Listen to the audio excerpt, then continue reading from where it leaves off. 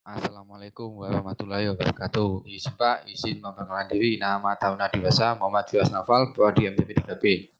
Di sini saya akan memaparkan mengenai prosedur pengoperasian lokomotif DE atau diesel elektrik. Nah, pada bab ini saya akan menjelaskan mengenai prosedur menggerakkan lokomotif, mempertahankan kecepatan, mengurangi kecepatan, pengaturan pengereman, membalik arah, teknik pendinasan lok DE, menarik lokomotif mati, melewati jalan banjir, melewati wesel, serta prosedur mematikan lokomotif.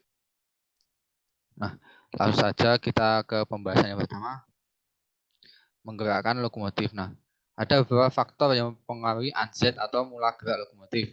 Antara lain jenis lokomotif, berat rangkaian kereta api, lereng penentu, kondisi trek. Nah, kondisi trek itu sendiri ada 4, yaitu lengkungan, tanjakan, licin, dan keterampilan masinis. Nah, ini ada beberapa persyaratan yang harus dipenuhi sebelum menggerakkan lokomotif atau lok DE. Yang pertama, throttle handle itu harus dalam posisi knot 1 sampai 8, brake handle dalam posisi netral, reversal handle dalam posisi maju atau mundur, ICS dalam posisi run, dan semua CB atau saklar baterai dalam posisi on. Lalu untuk menggerakkan lokomotif ada beberapa cara, yaitu pertama, menggerakkan throttle handle naik setingkat demi setingkat ke knot yang lebih tinggi dan usahakan tidak terjadi wadah slip. Lalu setelah ada daya tarik lokomotif, selanjutnya rem dilepas secara perlahan. Ketiga, perhatikan load meter saat menggerakkan throttle handle ke knot yang lebih tinggi dan usahakan jarum selalu menunjuk ke daerah hijau. Nah, ini artinya bahwa pemberian arus listrik dari main generator ke traksi motor misalnya masih dalam batas yang diizinkan, dan tunggu sampai jarum pedometer pada posisi stabil ataupun tenang. Lalu selanjutnya, apabila jarum load meter menunjuk daerah kuning, yang artinya apabila penunjukan jarum masuk ke daerah kuning menunjukkan bahwa pemberian arus sudah melebihi batas yang diizinkan. Tapi kondisi seperti ini hanya diizinkan dalam batas waktu yang tertentu. Nah, jika apabila meter menuju daerah kuning, maka throttle handle harus segera diturunkan ke yang lebih rendah agar jarum menunjuk ke daerah hijau, yang artinya arus dari main generator yang masuk pada traksi motor menurun sesuai dengan standar yang telah diizinkan. Lalu selanjutnya mempertahankan kecepatan. Nah, untuk mempertahankan kecepatan pada berbagai kondisi jalan, baik pada jalan datar, turunan maupun tanjakan, masinis harus dapat mengatur antara posisi throttle handle dengan pengereman harus selalu dalam posisi sesuai yang dibutuhkan. Di samping itu juga harus memperhatikan speedometer dan load meter, di mana kedua peralatan ini adalah sebagai pedoman saat menambah atau mengurangi tenaga dan melakukan pengereman. Jangan sampai penunjukan pada kedua peralatan tersebut melampaui dari batas yang distandarkan. Lalu mengurangi kecepatan. Nah, ada dua cara, yaitu mengurangi tenaga lokomotif atau menurunkan posisi throttle handle ke posisi yang lebih rendah tanpa dipengaruhi pengereman. Yang kedua, mengurangi tenaga lokomotif atau menurunkan posisi throttle handle ke posisi yang lebih rendah disertai dengan pengereman. Nah, di sini ada yang namanya transisi. Nah, transisi itu ada berubahnya rangkaian hubungan antara traksi motor karena berubahnya kecepatan kereta api atau lokomotif, dengan tujuan agar arus yang masuk ke traksi motor selalu dalam batas yang ditentukan, walaupun putaran traksi motor selalu berubah sesuai dengan kecepatan kereta api. Nah, berikut ini merupakan pengaturan transisi pada lokomotif sisi CC201. Untuk hubungan seri paralel kecepatan 0 sampai 25 km per jam, putaran aksel 0 sampai 160 rpm. Lalu hubungan seri paralel lapang lemah kecepatan 25 sampai 35 km per jam, putaran aksel itu mencapai 160 sampai 206 rpm. Untuk hubungan paralel sendiri kecepatan 35 sampai 75 km per jam, putaran aksel 206 sampai 450 rpm. Lalu paralel lapang lemah kecepatan di atas 75 km per jam, putaran aksel di atas 450 rpm. Lalu overspeed kecepatan, yaitu kecepatan 120 km per jam, putaran akselnya mencapai 590 rpm.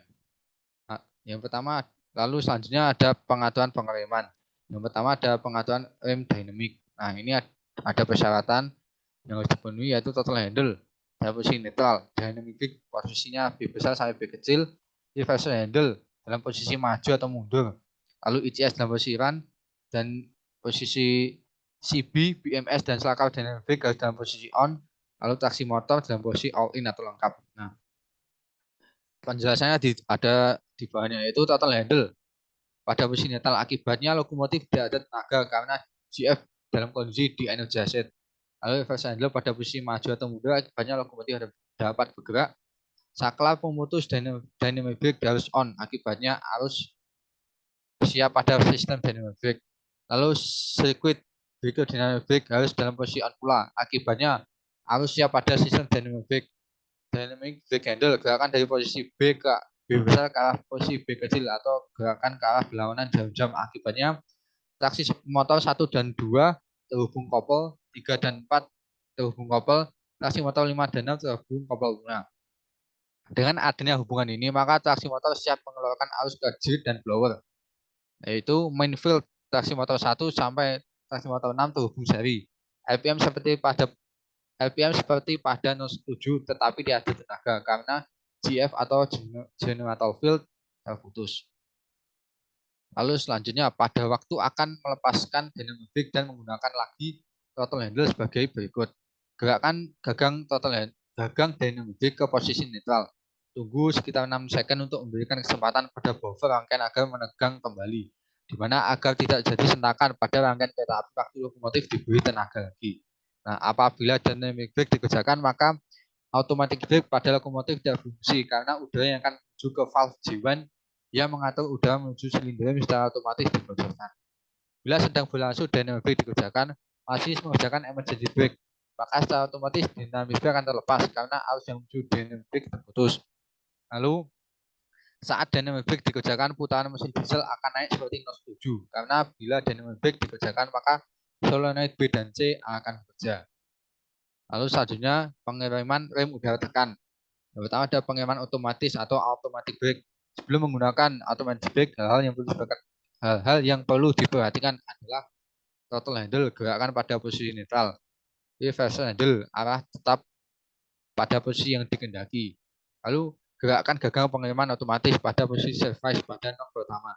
Nah, pada posisi ini tahan beberapa saat dan tekanan udara pengereman pada brake pad akan turun 5-6 PSI. Setelah terasa ada reaksi pengereman, baru gerakan gagang pengereman secara gradual ke posisi yang dikehendaki. Untuk melepas pengereman ini, gerakan gagang pada posisi rilis, sehingga dengan sendirinya tekanan udara pada brake pad akan naik kembali ke posisi normal dan pengereman akan lepas ataupun rilis. Nah, selanjutnya pengereman independen atau pengereman lokomotif. Nah, bila mengendaki pengereman lokomotif saja, maka yang akan digerakkan adalah gagang pengereman independen. Gagang ini mempunyai dua posisi, yaitu release dan application. Release ini digunakan saat lokomotif berjalan biasa dan tidak mengendaki adanya pengereman. Pada posisi ini, kedudukan gagang berada pada posisi paling kiri dan meteran udara tekan pada silindernya menunjuk 0 PSI. Lalu application ini digunakan bila masih mengendaki pengereman lokomotif. Posisi ini dicapai dengan cara menggerakkan gagang ke kanan secara bertahap sampai kekuatan pengereman yang dikehendaki. Dan bila kekuatan ini telah tercapai, ingin mengendaki bertahan pada posisi tersebut, tahan gagang, dan bila mengendaki lepas rem, gerakkan gagang ke kiri sampai habis atau dalam posisi rilis. Pada kedudukan mengerem independen, tekanan udara pada silinder menunjuk dari 0 PSI sampai maksimum 50 PSI sesuai kebutuhan yang dikehendaki. Lalu ada reverse handle. Ini untuk mengerjakan pembalik arah. Terlebih dahulu yakinkan bahwa lokomotif telah benar-benar berhenti dan independent brake pada posisi rem. Setelah throttle handle pada posisi idle, karena bila throttle handle tidak pada posisi idle, maka reverse handle tidak dapat digerakkan. Hal ini terjadi disebabkan adanya interlocking antara throttle handle dan reverse handle. Selanjutnya, setelah lokomotif berhenti, gerakan gagang pembalik arah ke arah gerakan lokomotif yang dikehendaki.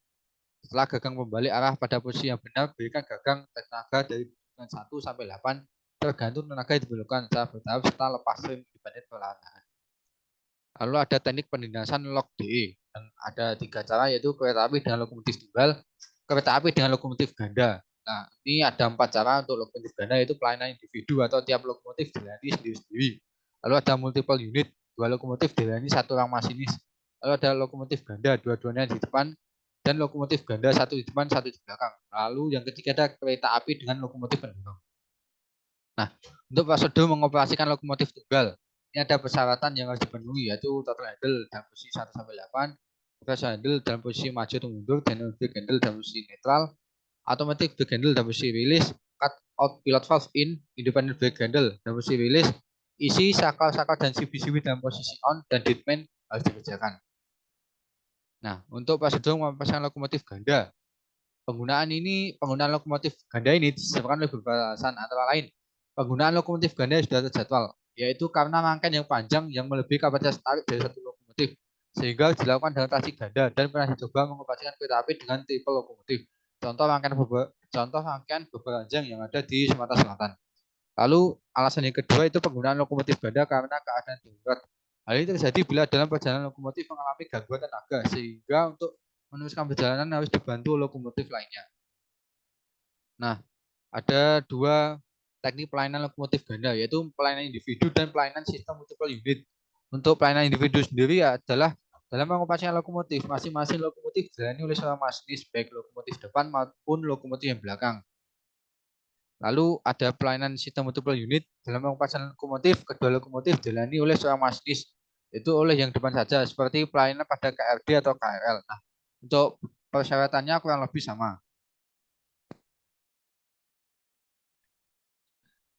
Selanjutnya adalah menarik lokomotif mati atau tarik dingin. Nah, untuk persyaratan yang harus dipenuhi ini sama dengan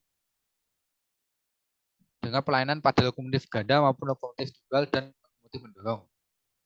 Nah, pada lokomotif dingin harus dijaga oleh teknisi lokomotif guna menjaga dan memberitahu masinis bila ada kelainan pada lokomotifnya yang perlu mendapat penanganan sepenuhnya. Lalu bagaimana untuk mengoperasikan lokomotif pada jalur yang tergenang banjir? Nah, bila mengoperasikan lokomotif pada satu petak jalan menghadapi adanya banjir, untuk lok DE sendiri hanya boleh dijalankan bila ketinggian air maksimum 6,35 cm di atas kepala rel dengan kecepatan maksimum 5 km per jam. Pengaturan ini disebabkan oleh adanya traksi motor yang berada pada poros roda, sehingga jarak ketinggian antara traksi motor dan rel sangat sedikit. Bila ketinggian rel lebih dari 6,35 cm dari kepala rel, maka lokomotif harus diberhentikan dan tidak boleh melewati daerah banjir dengan tujuan untuk menghindari kerusakan pada traksi motor atau peralatan listrik lainnya akibat adanya air yang masuk pada sistem kelistrikan. Lalu lokomotif melewati wesel dan jalan silang. Bila melewati wesel atau jalan silang, penggunaan notch harus dibatasi. Di saat lokomotif sedang menginjak wesel atau jalan silang harus diusahakan posisi garis tenaga tidak terlalu tinggi, karena akan menyebabkan jadinya flashover pada sistem kelistrikan. Makin tinggi notch, makin tinggi pula arus listrik yang mengalir, mengakibatkan makin besar pula flashover yang terjadi. Maka dari itu dianjurkan posisi gagang tenaga pada waktu melewati wesel atau jalan silang maksimum pada posisi notch 5. Nah, ini merupakan kelaikan yang harus dipenuhi oleh mesin diesel, sistem udara dan pengereman, perangkat bawah, dan sistem transisi. Nah, akan saya jelaskan satu persatu. Untuk mesin diesel, utamanya idle ukurannya 444 sampai 453 rpm. Lalu putaran maksimalnya 1040 sampai 1050 rpm. Lalu putaran overspeednya 1050 sampai 1060 rpm. Tekanan minyak pelumas 20 sampai 170 PSI, tekanan bahan bakar 35 sampai 40 PSI, tekanan turbo 22 sampai 36 PSI, SETK bekerja, 2 INH2O, WT1 dan WT2 bekerja itu untuk WT1-nya 76 sampai 78 derajat Celcius, WT2 81 sampai 83 derajat Celcius, dan ITS bekerja 91 sampai 95 derajat Celcius. Lalu LPS bekerja 9 sampai 10 PSI, LWP kerja 08 sama dengan 12 PSI. Untuk sistem udara dan pengereman, kompresor memompa 0 sampai 140 PSI dengan durasi waktu 0 sampai 120 detik. Untuk cutting dan cut out 125 sampai 140 PSI. Safety valve kerja 145 sampai 155 PSI. Panjang langkas silinder rim 64 sampai 152 mm. Lalu ada ketebalan rem block minimum adalah 10 mm, ketebalan rem block minimum yang tidak merata 5 mm. Lalu deadman kerja untuk injak 50 sampai 60 detik, lepas 4 sampai 5 detik. Lalu ada perangkat bawah diameter roda itu 840 sampai 920 mm. Kausan flange roda maksimal 8 mm. Tinggi alat tolak tarik dari koprel 680 sampai 785 mm. Tinggi penyangga hewan 90 sampai 110 mm. Untuk sistem transisi sendiri hubungan seri yaitu 0 sampai 25 km per jam, hubungan seri lapang lemah 25 sampai 35 km per jam, hubungan paralel 35 sampai 75 km per jam. Lalu hubungan paralel lapang lemah kurang dari 75 km per jam. Lalu overspeed kerja dalam kisaran 120 km per jam. Nah, sekian presentasi dari saya. Ada kurang lebihnya mohon maaf. Wassalamualaikum warahmatullahi wabarakatuh.